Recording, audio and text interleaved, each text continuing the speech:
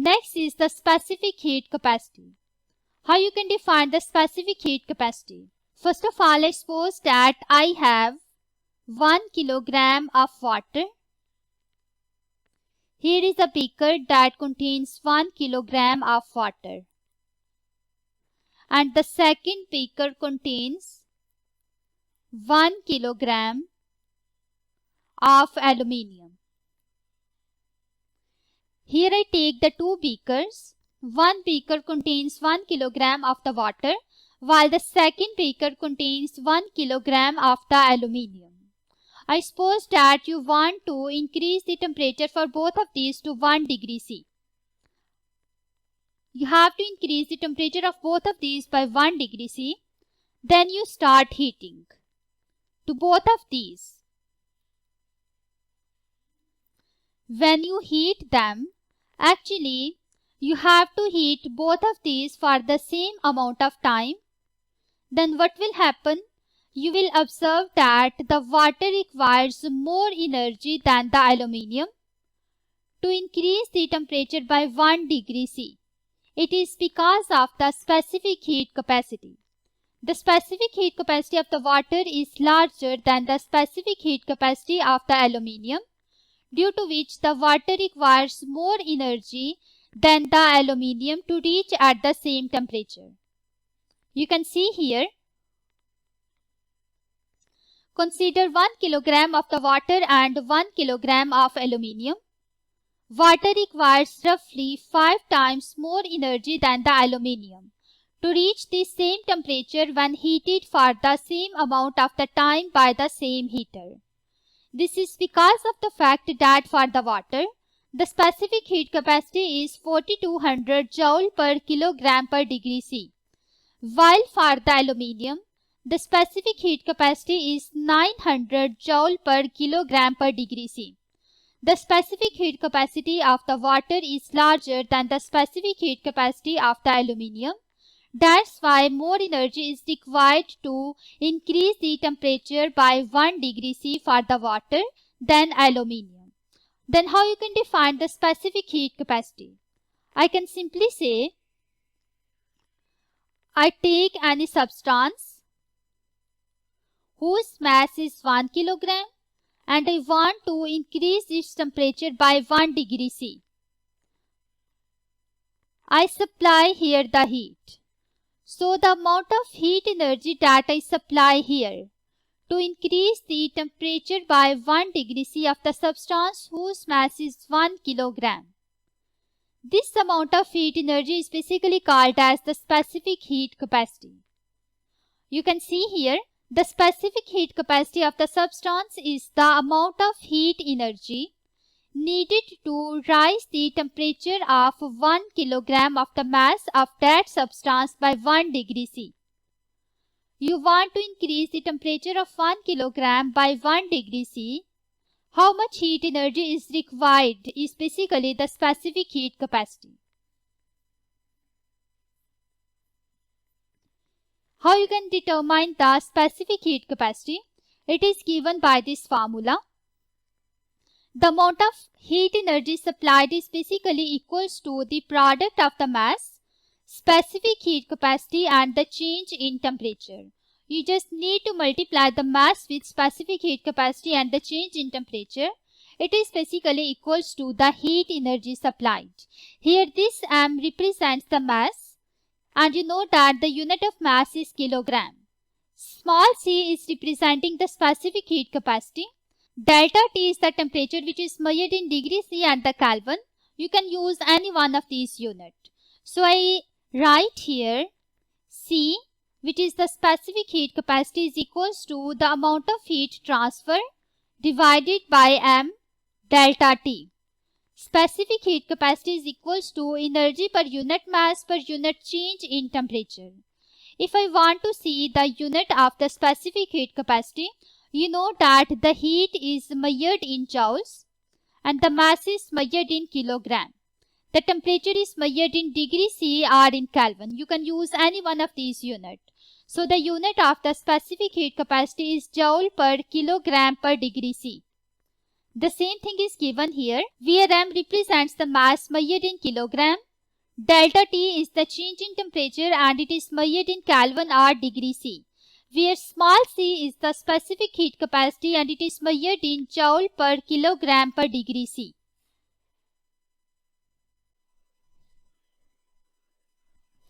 Experimental measurement of the specific heat capacity of water. How you can measure the specific heat capacity of the water experimentally? On the right hand side you can see there is an experimental setup. First of all, here is the insulated beaker that is filled with 0.5 kilogram of water. There is also the power supply that is attached with the electrical heater. Basically it is used to supply the power to the water, which is a liquid. And there is also the thermometer that is used to measure the temperature. So what you have to do here, you just need to take an insulated beaker and put 0.5 kilogram of water here. There is also the electrical heater that is submerged in the water. Then place the thermometer in the water and then measure the initial temperature of the water. You also need a stopwatch. When you turn on the power supply, the electric heater on, and then you have to start your stopwatch at that moment. You have to continuously stir the water with the help of this thermometer so that its temperature rises to 10 degrees C.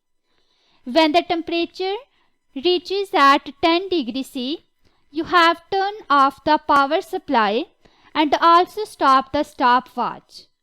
Actually here you need to find the total time that is taken by the water to increase the temperature by 10 degrees C. You can see here the procedure. Fill an insulated beaker with 0.5 kilogram of water. Submerge an electric heater with a 50 watt power rating in the water. The heater that you are using, it has the rated 50 watt. In the water, place a thermometer and then cover it because the beaker should be insulated. That's why after placing the thermometer, you have to cover it.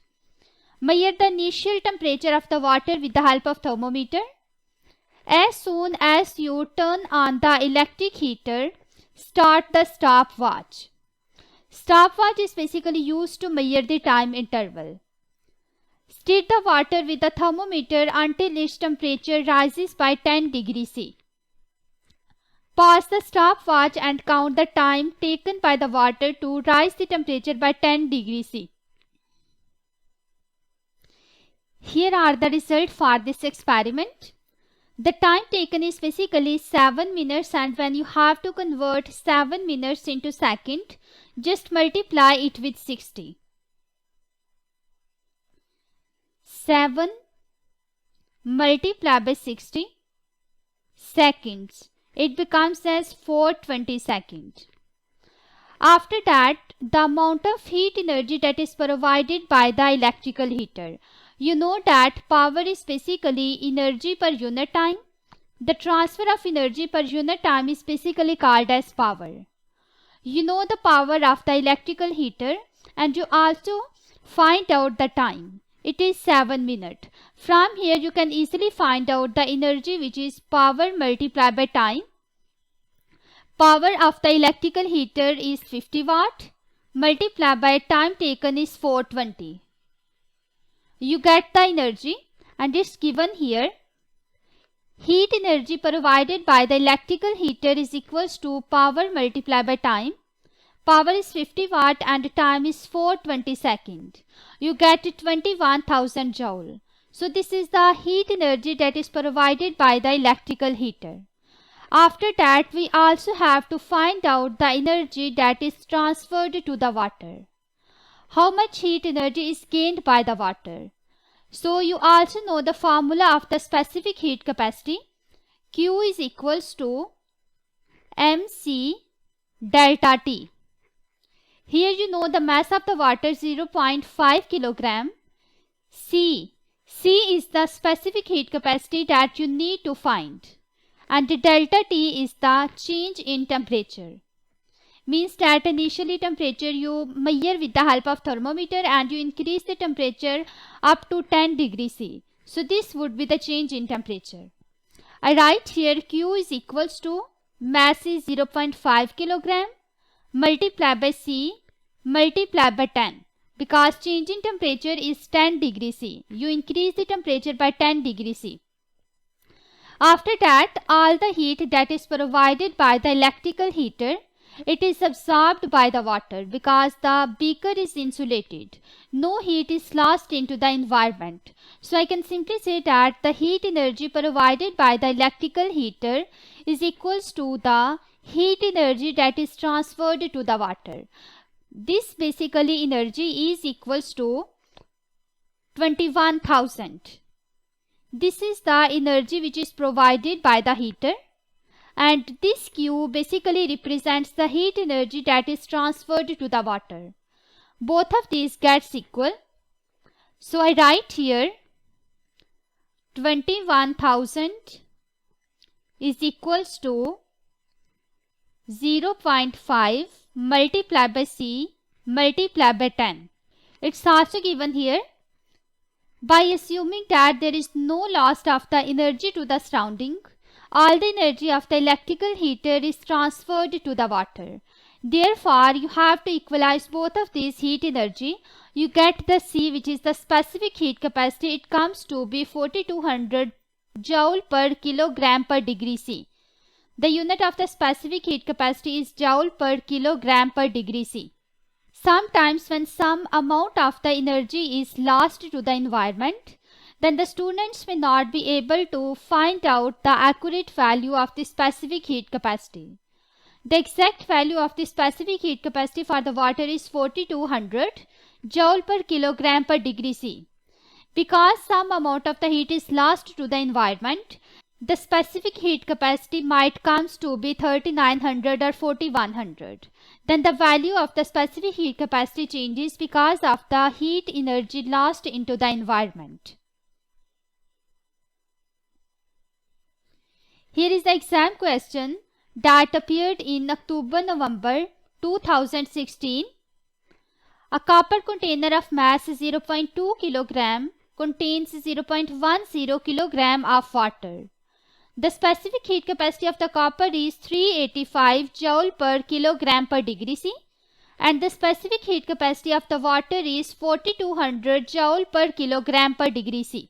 The mass of this copper container is 0.20 kilogram and it is filled with the water whose mass is 0.10 kilogram. The specific heat capacity for the copper and water is given. How much energy in joules is needed to rise the temperature of the copper container and water by 10 degrees C?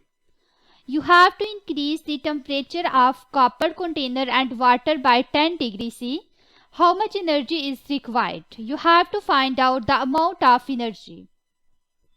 Here I have to use the formula of the specific heat capacity, which is Q is equals to mc delta T, where Q is the total amount of heat energy that is supplied. M is the mass, C is the specific heat capacity, and delta T is the increase in temperature. So first of all, here we have to find out the energy for copper container as well as for the water. So I write here the total heat energy is basically equals to the heat energy of the water. So I write here total heat is basically equals to the heat energy which is supplied to the water plus heat energy which is supplied to the copper container. You have to add both of these heat energy to find out the total heat energy. Let's see the answer and explanation. You know the formula for the specific heat capacity, which is Q is equals to mc delta T. For the copper container, you have to use this formula. The mass of the copper container is 0.25 kilogram and the change in temperature is 10 degrees C. Specific heat capacity is 385 joule per kilogram per degree C. You also need to write the heat energy for the water. Put the value of the mass, the change in temperature and the specific heat capacity of the water. You get Q2, which is for the water. You get 0.1 times 4200 times 10 degrees C. Then the total energy is basically the sum of both of these energy. Add both of these value, which is Q is equals to Q1 plus Q2. Put here values, you get answer B. Let's go back and see the answer. Here you can see in the answer B, both of the heats are added. So let me write here the heat for the water as well as the heat for the copper container. The mass of the water is 0.10 multiplied by specific heat capacity is 4200 times temperature is 10 degrees C. This is the heat energy required for the water plus the heat energy required for the copper container is 0.20 kilogram multiplied by 385 multiplied by the rise in temperature is 10 degrees C. So you just need to add both of these terms which are given in the answer B. It means that answer B is correct from here.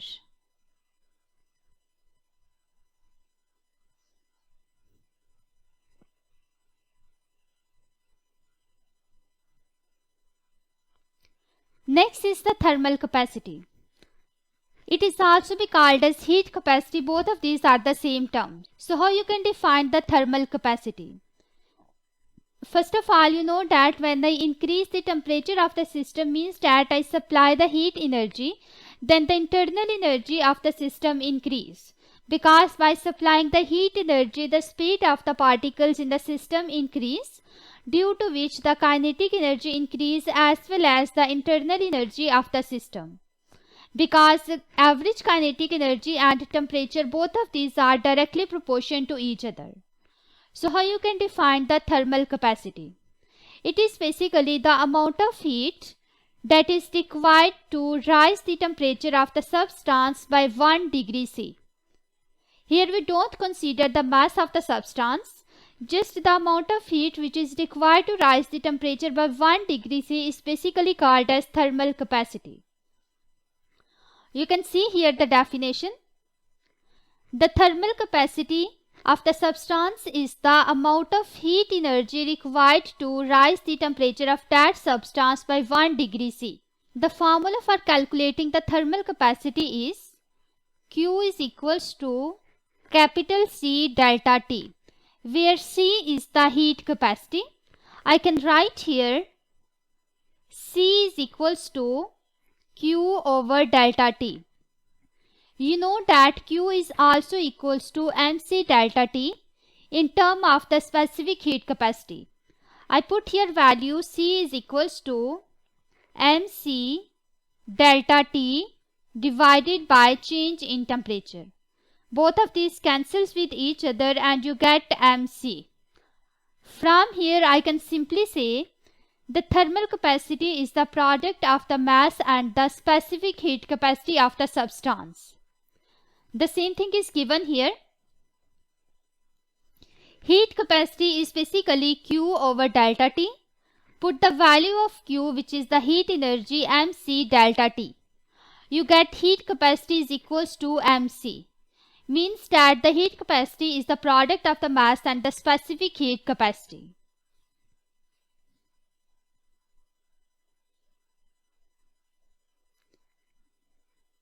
So which factors can affect the increase in temperature? How we can increase the temperature of the substance? First of all, when we have to increase the temperature of any substance, we have to add the heat energy. Means that how much heat is supplied to the system is basically the temperature. By increasing the amount of heat energy, the temperature of the system increase, and by decreasing the amount of heat energy, the temperature of the system decrease. So I can simply say that the increase in temperature and the heat energy, both of these are directly proportional to each other. The size of the object. The increase in temperature of the substance is basically affected by its size. If I suppose that one object is larger while the other object is smaller, then which show greater increase in temperature? I supply the same amount of heat. So when the heat is same, the object whose size is smaller, it will show greater increase in temperature. It is because of the reason there are smaller molecules inside this, while in the larger object there are large number of particles inside this. So they take time to transfer the heat energy from one to another. But in the second system, which is the smaller system, here the particles quickly collide with each other, due to which the temperature increases. They take less time to transfer the energy, due to which the increase in temperature for the smaller system is greater than the larger system. The increase in temperature is also affected by the nature of material from which the object is made. Next is the very important point. Thermal capacity is the product of the mass and the specific heat capacity, and it is measured in joule per degree C. For example, if I consider I have the glass block whose mass is 0.5 kg and the specific heat capacity is 840 joule per kilogram per degree C. What would be the thermal capacity of that block? For that, the mass is given, which is 0.5 kg. The specific heat capacity is also given 840 joule per kilogram degree C. You have to find out the heat capacity. How you can find this? You know that the heat capacity or the thermal capacity, it's the product of the mass and specific heat capacity. Just put here values. Mass is 0.5 kilogram multiplied by C is 840 joule per kilogram per second. You get the heat capacity. Same thing is given here. Heat capacity is equals to mc. You put here values and you get heat capacity is equals to 420 joule per degree C. How we can find out the unit of the heat capacity? Let's go back and see the formula.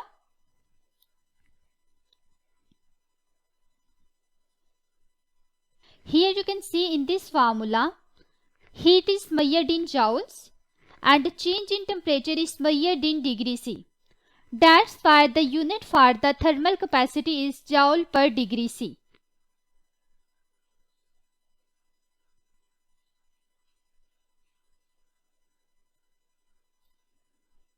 Here is the examination tips. You don't need to memorize the specific heat capacity and the heat capacity for the different materials, because its value should be given in the question.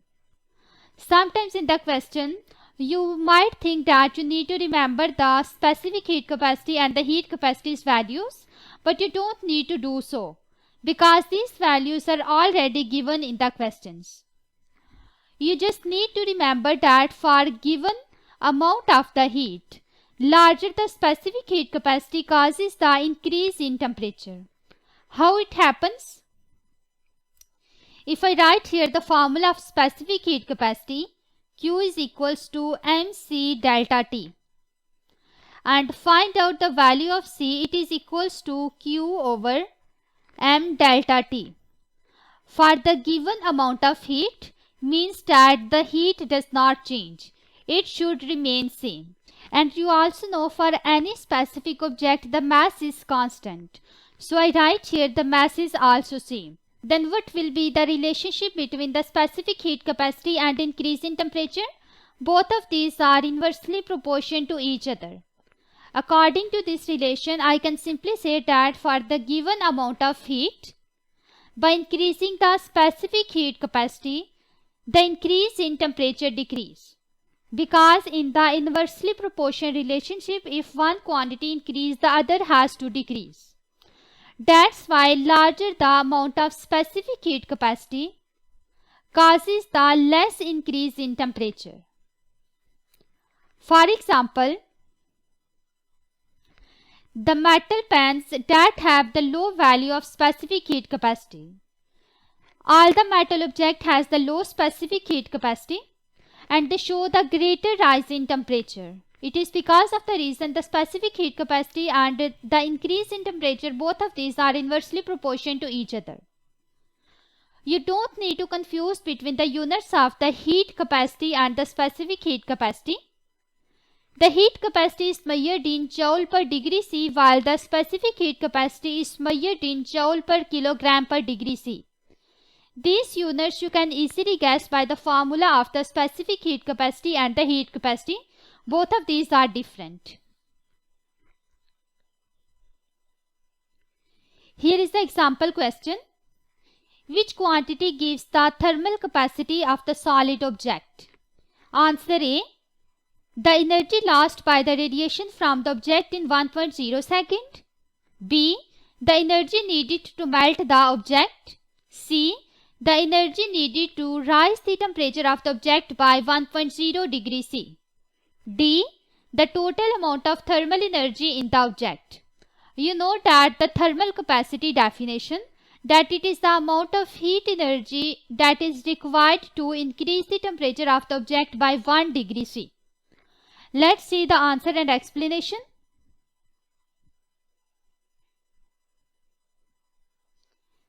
Because the thermal capacity is defined as the energy needed to rise the temperature of the object by 1 degree C. It's basically the definition of the heat capacity. It's given in the answer C. That's why C is the correct answer. Let's go back and see the answer C. In the answer C, you can see here the energy needed to rise the temperature of the substance by 1 degree C. This is basically the thermal capacity. It means that answer C is correct from here.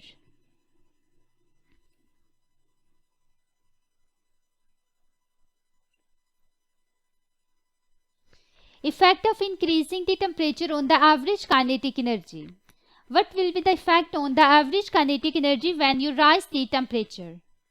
So first of all, here you can see in the diagram, when the temperature is lower, what does this mean?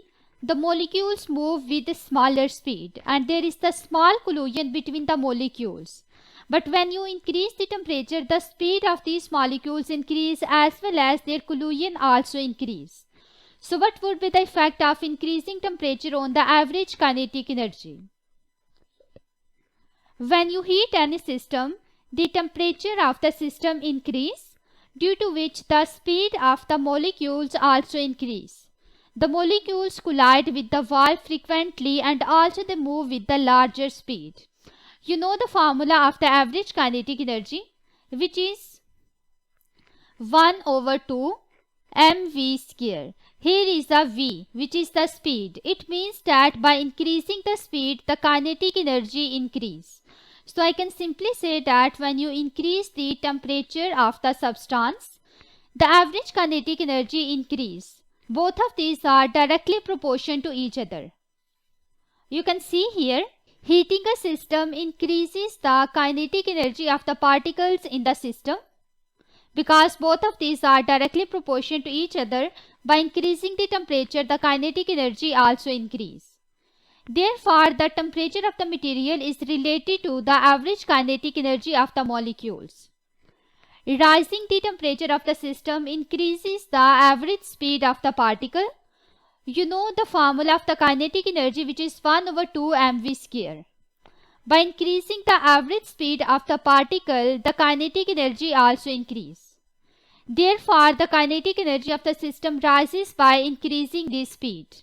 So I can simply say that by increasing the temperature, the average kinetic energy of the system increase.